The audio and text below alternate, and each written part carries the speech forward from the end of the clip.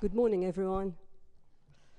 So, Honourable Ministers, Madam Justice, Honourable Members of Parliament and speakers, distinguished guests and colleagues, I see many of you here this morning. I'd like to extend the warmest of welcomes on behalf of the Malta Insurance Association.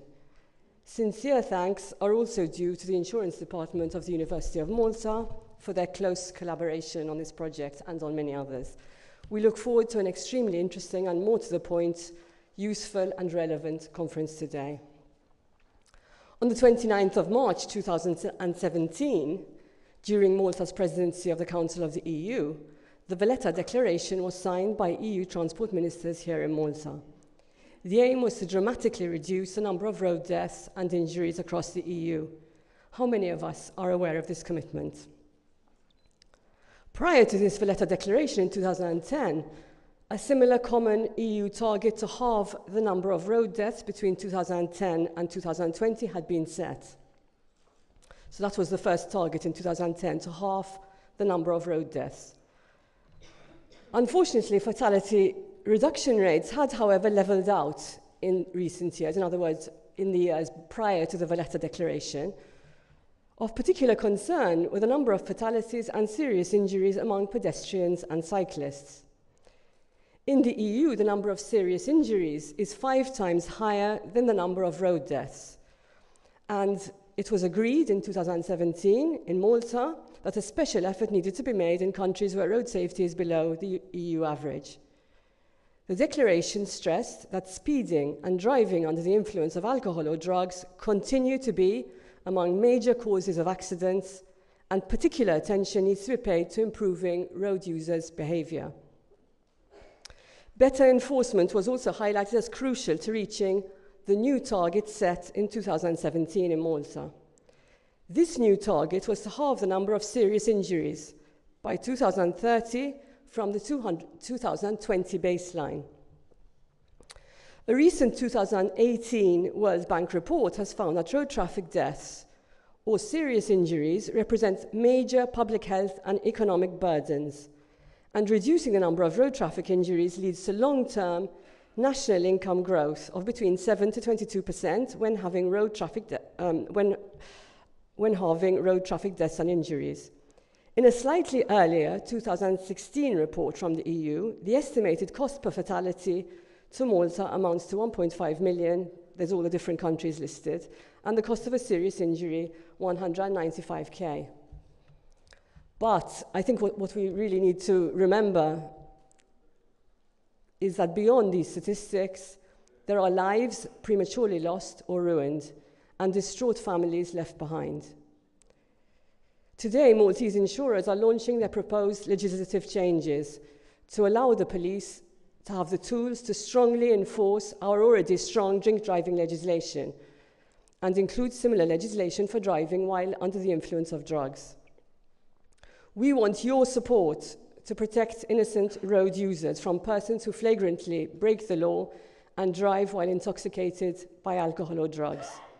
We want to empower the police force to test for intoxication randomly and after every road accident involving injuries. We maintain that the current legislative framework results in a very weak deterrent to drink or drug driving. I imagine we were all bewildered when we read that on New Year's Eve last year, 558 motorists were stopped, but only 5 were subjected to breathalyzer tests, and only 3 were found to be over the limit. The truth is that our current legislation requires a level of reasonable suspicion to warrant a legitimate breathalyzer test. This is the case even after serious accidents. Similarly, on Christmas Eve, about 755 drivers, an admirable figure, were checked at various junctions.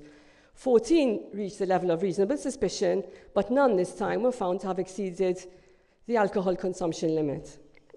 In response to a recent parliamentary question, it was confirmed that the number of tests carried out were as follows: 146 and 241 in 2015 and 2016, reducing to 155 and 165 in the last 2 years. I imagine that most of us agree that this is just not good enough.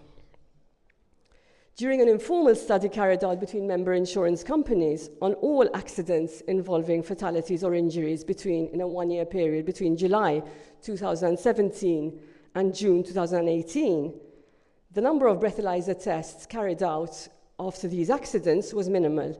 In fact, 7 tests on under 3% of the 244 accidents involving injuries or fatalities, under 3%.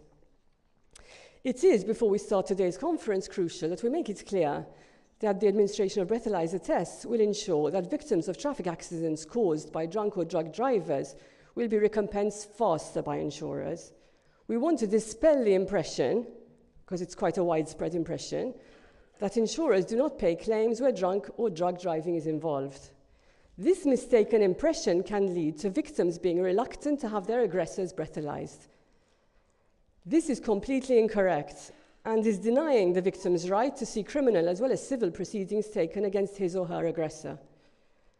The Motor Vehicles Insurance Third-Party Risks Ordinance, Chapter 104 in our Civil Code, reflects the EU Motor Insurance Directives to protect innocent victims of road traffic accidents. Even though there is a drink driving exclusion in motor insurance policies, insurers must pay the innocent third party and can then attempt to recover from the guilty party. The law says that this is the case if there's a court judgment confirming that the driver at fault was driving under the influence of alcohol. The conclusive proof of a positive breathalyzer test result enables insurers to be pretty sure of their recovery prospects and thus expedite the process of payment to the innocent victim.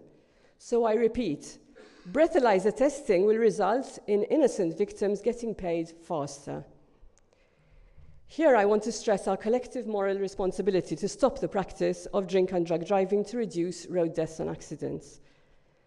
I would like to also say a word or two about culture and education, as often these are taken as a bit of an excuse to do nothing. How long are we going to say that we don't want to ruin weddings or bespoil sports? Are we in fact saying that we're not as civilized or educated as our European neighbours? In the past, we have managed to raise the bar and improve standards with very little disruption. Where there has been the will to change, we've done so with very little fuss, and I'd like to remind the audience about the orderly transition to the use of seatbelts and the stopping of smoking in public places. Once the law was enacted, together with a strong educational campaign, the new rules were largely accepted by all.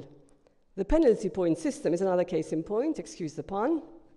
As reported by the Times of Malta on the 1st of April 2019, the implementation of the penalty point system, for which the Malta Insurance Association lobbied extensively, was not popular with motorists, but conceded that it has actually been proven to be effective.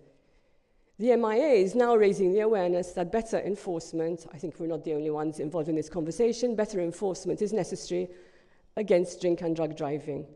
We expect that once the step is taken to introduce the new breathalyzer legislation, allowing our police force to randomly test drivers and test after every accident involving injury, this will be accepted. People will start volunteering to be responsible drivers or use taxis, just as their counterparts in other countries have done so for the past decades in most cases. It's all well and good to say that the public needs to be better educated about the risks of drink driving and that the police can't be at every party, wedding or event. But if drivers continue to believe that the risk of being breathalyzed remains low, then many will continue to flout the law. Only effective enforcement can ultimately create a serious deterrent that makes drivers think twice before drinking and driving. Getting back to the Valletta Declaration, during the conference in 2017, it was reported that road deaths in Malta had increased by 69% between 2010 and 2016, with the country faring worse than the EU average. Road deaths across the EU had dropped by 19% over the same 6-year period. More recently, it was reported that in the period 2017, road fatalities increased by 46%, where all other 27 member states reported a drop in road deaths. So unfortunately, we are in the group of countries that needs to pay extra special attention to enforcement and ensure that we sing to our own Valletta song sheet. It's true that due to our small size, statistical volatility is a reality. But as we will see later on in the conference, our legislation and our dependence on the weak reasonable suspicion clause leaves our police force with very little arsenal to enforce safer roads. Police counterparts in most other EU states can test drivers randomly, and mandatory breathalyzer testing in cases of accidents involving injury is the norm. In Ireland, for example, the Garda can randomly breathalyze any driver at checkpoints authorized by a police inspector. In Spain also, random tests are allowed, and drivers breathalyze after accidents involving injuries or death. In Cyprus too, a country similar to ours, police can and regularly do carry out random drug and alcohol testing to keep their roads secure. Please take up our strong call to raise the bar, upgrade our legislation, and ensure that Maltese roads are as safe as those of our European partners.